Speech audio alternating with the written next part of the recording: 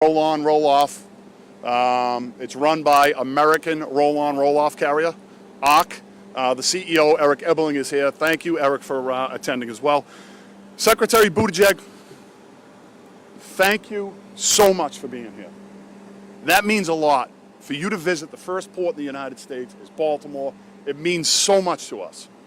And as you can see, the public-private partnerships that we have with the state, the private sector, the people, the human capital, labor, ILA in this port, I think is unmatched. This port welcomes you, sir. Thank you very much. I am now going to kick it over to Mayor Scott.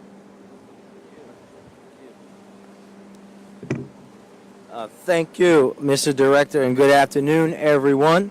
I am honored to welcome my friend, Secretary Pete Buttigieg, or as we call him in the mayor's Mayor Secretary Pete, to the city of Baltimore and to the Port of Baltimore. We know, Mr. Secretary, when I was growing up, Baltimore was known as the city of first, so it's fitting that this is the first port that you visited during your term. And this city, how important our city and our port has been in writing the story of America, and throughout history, our residents have showed the world how ingenuity and determination can overcome the most insurmountable odds. And since becoming mayor, you know that we've been focused on supporting the great efforts of the federal government, the Biden administration, yourself, our wonderful Senator Cardin and Van Hollen, to reinvest in American infrastructure in a very bipartisan way. And we're happy to be here with Governor Hogan as well, because we know what this bill is about. And it's important to have the Secretary here because this bill is about making sure that our country is ready and prepared for tomorrow, today. Creating opportunities for our young people, for our generations of families to continue to work at great places like the port as we build and rebuild our roads and bridges, as we build an infrastructure around broadband so that we no longer have the digital divide. That's why it was important for me to be here with my friend to showcase what Baltimore, the city that takes in more and puts out more cars in a port than anywhere else in the country, what Baltimore can do to be a part of this effort. We know that Secretary Buttigieg is focused on making sure that equity is at the core of everything that he does at the Department of Transportation. We know that here in Baltimore we have the poster child of racial highways and the highway to nowhere. We look forward to having that conversation as well. But today we are excited to have him here to understand that our city, our state is ready for this infrastructure package to benefit not just business, but people, so that folks like my grandfather who worked at the GM plant not far from here can come along to create the next generation of folks who are benefiting from American jobs, American infrastructure, American ingenuity. And with that, I would now like to bring up our governor, Governor Larry Hogan. Mr. Governor?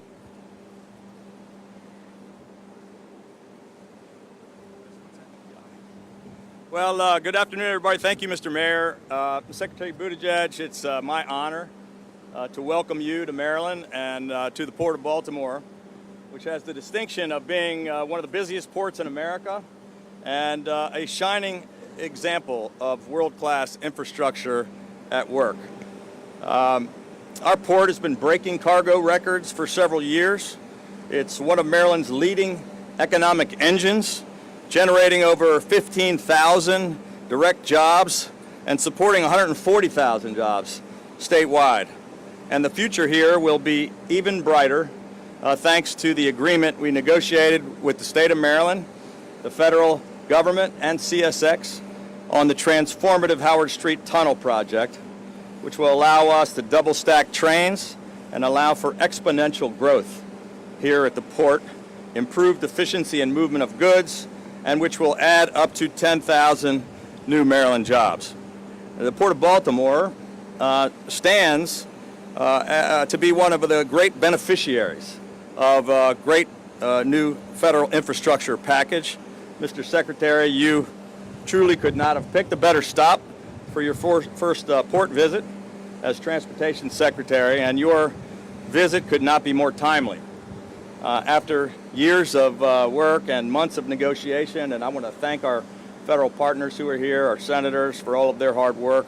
We're finally reaching agreement on a bipartisan infrastructure package that will make generational investments in our roads, bridges, ports, airports, waterways, and cyber defenses. 2 years ago this week, I launched a national initiative on behalf of America's governors focused on fixing America's crumbling infrastructure. And the conventional wisdom was that this couldn't possibly be done in a bipartisan way. But a small group of us who kept working around the clock to get this done. And Mr. Secretary, you have certainly been a great champion and a leader of this bipartisan framework, and we thank you.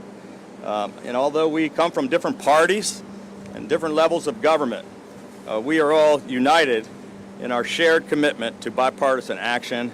And I want to take this opportunity to urge our senators and all those who are listening, everybody in Congress, to please act swiftly and pass this agreement and send it to President Biden's desk so he can sign it into law. Mr. Secretary, thank you once again for being here with us today. Thank you for your partnership here at the port, and thank you for your leadership on this important issue. And with that, I think I'm supposed to turn it over to our Senator, Chris Van Hollen. Senator. Governor.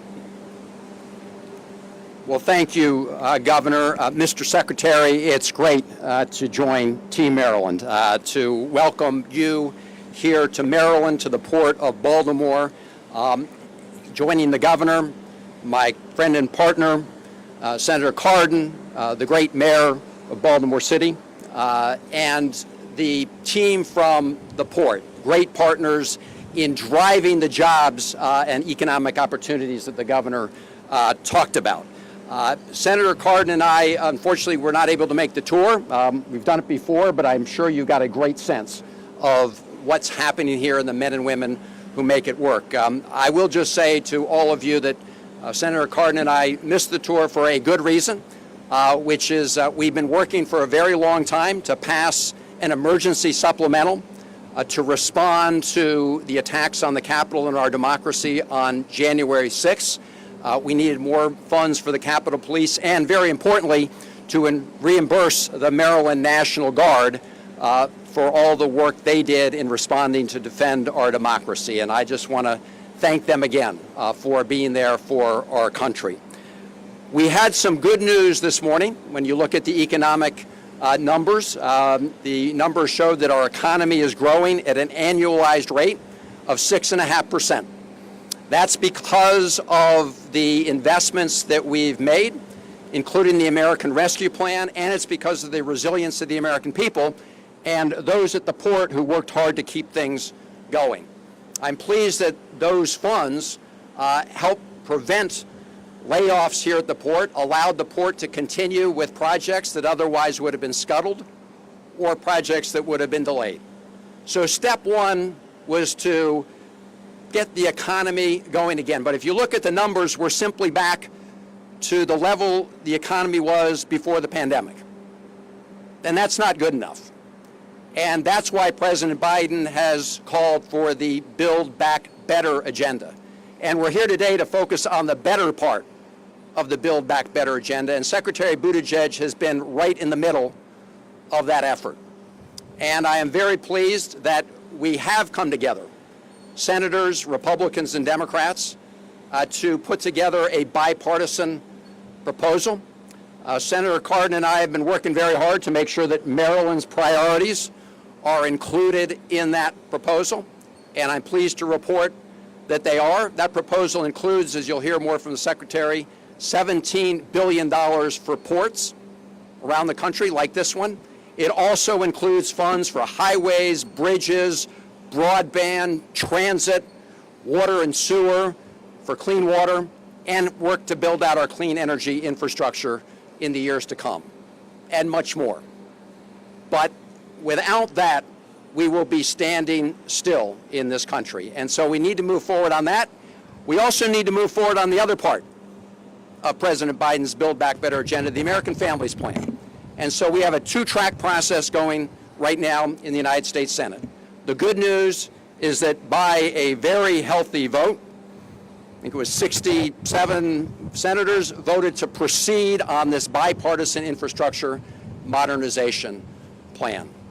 And that is on top, I should say, of our ongoing investments of over $500 million over the last 5 years alone.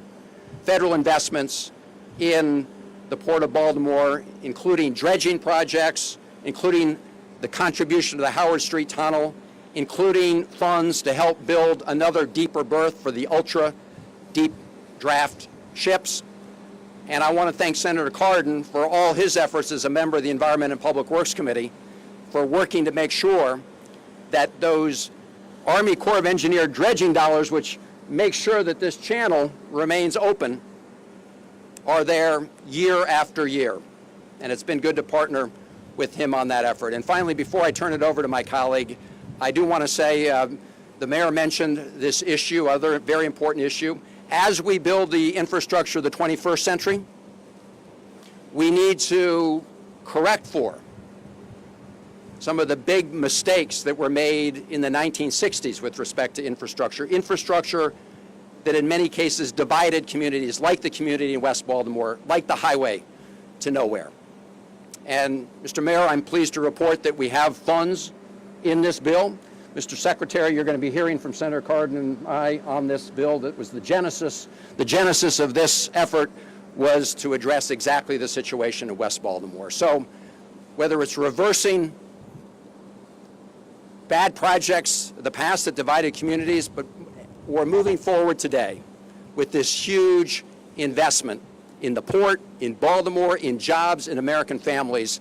This is a good day for America, and it's great to have the Secretary of Transportation with us to celebrate this moment. We all know we got a lot more work ahead, but this is a positive step forward. And with that, let me introduce my friend and partner and colleague, Senator Cardin. Let me thank Senator Van Hollen. Senator Van Hollen played a critical role on the Appropriations Committee in regards to the emergency supplemental appropriation, as well as many of the provisions that are included in this jobs plan, this bipartisan infrastructure package. He also was critically important in regards to the transit provisions as a member of the Banking Committee. So it really has been Team Maryland.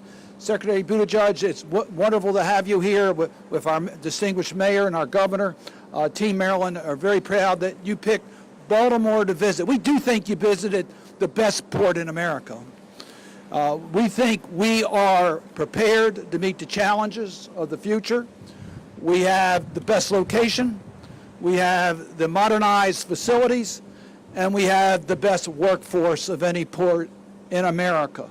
So I just want to congratulate the management of the Port of Baltimore, what you've done with your private-public partnership.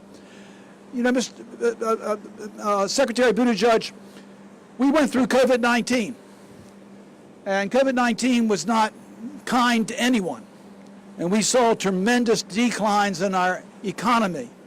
But the Port of Baltimore stayed open, continued its business, continued to supply products to Americans, and showed growth during COVID-19. And we have prepared to meet the challenges of the future. So we took steps many years ago to recognize that there are going to be these mega vessels that will be coming into the port through the Panama Canal. So we prepared to be able to handle the Panamax vehicles. We did that in preparation, we did that in our dredging, we did that in our berths, we did it now in the super cranes that are now being deployed in the Baltimore port. But we did more. See, we have the advantage of being inland. But that only works if we have adequate rail service to the markets. And we had to get the Howard Street Tunnel for double stacking. It's been our priority. And thank you to the federal government's partnership. Thank you to the leadership of the state of Maryland. Thank you for the help that we got from our private partners. We now have a game plan to replace that 126-year-old tunnel with double stacking that's going to make the Port of Baltimore so much more attractive for cargo coming in to our community. But we didn't stop there. Senator Van Hollen said we have older infrastructure, but we got to meet the modern needs. The modern needs means climate change and adaptation and resiliency. That's the reality of what we're dealing with. And we've done that here in this port. We've done a lot of electrifications of the different equipments here, recognizing that's where the future is. And we have a grant to deal with resiliency from the federal government. Thank you to our federal partners for what they did, but they didn't stop there. It used to be a time that we would be restricted in what we could do in the port because of where you're going to put dredge material. Always was a political problem. Political careers have been made and lost on dredging sites. No more. We have Poplar Island, which was a win-win, a location for our dredge material and environmental restoration, restoring an island. Thanks to the federal partnership and the Army Corps, we're now moving ahead with Mid-Bay, and we expect to get progress on that in this budget cycle. We're now also talking about beneficial use of dredge material so that we can restore more and more wetlands and have locations for the dredge material so we can keep our harbor dredged at the levels necessary for commerce. So, Mr. Secretary, thank you for being here. You picked an historic day to come here with the Senate action on the American Jobs Plan, and it is a jobs plan. The governor mentioned the number of jobs here, 15,000 direct, with 140,000 indirect. This bill is going to create more good jobs for Americans. That's what this bill is about. And yes, it does provide for Maryland significant improvements on programs that we desperately need, including our port modernization programs, which are very vitally important for the partnership for us to be able to continue in that direction. So I'm very proud of what we've done in Team Maryland. I am very thankful to Secretary Buttigieg and our federal partners, the Department of Transportation, our Army Corps partners, all have worked together so that Maryland and the port here can meet the needs of the future, create good jobs here in America, good jobs in our region, and America will be competitive moving forward. I must tell you, we are so proud of the leadership we have in Secretary Buttigieg. What he might not tell you is how often he calls us. He keeps in touch. And he's been sort of bugging us all about getting this bill done. So he wanted to know the status and get as much information as he could. But I knew we were in good shape when he called me a few days ago and said he was coming to Baltimore and he wasn't going to lobby me on the bill. I felt a little more comfortable that we were going to get the bill done. But I can tell you something, we're so proud of his leadership as the 19th Secretary of the Department of Transportation, as two-term mayor of South Bend, Indiana, and serving our nation with deployment to Afghanistan. He's one of the great leaders in America, and we're so proud to have him here in the Port of Baltimore, Secretary Pete Buttigieg.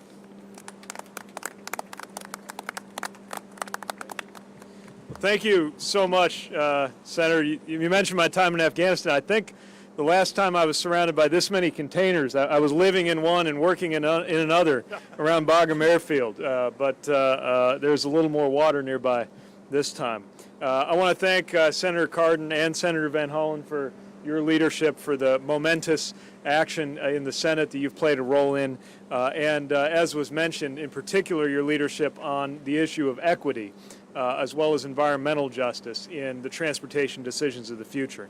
I want to thank Director Doyle and his colleagues for your enthusiasm, for your achievements, and for your remarkable tour of this facility. The pride you rightly feel in the people of this facility is contagious.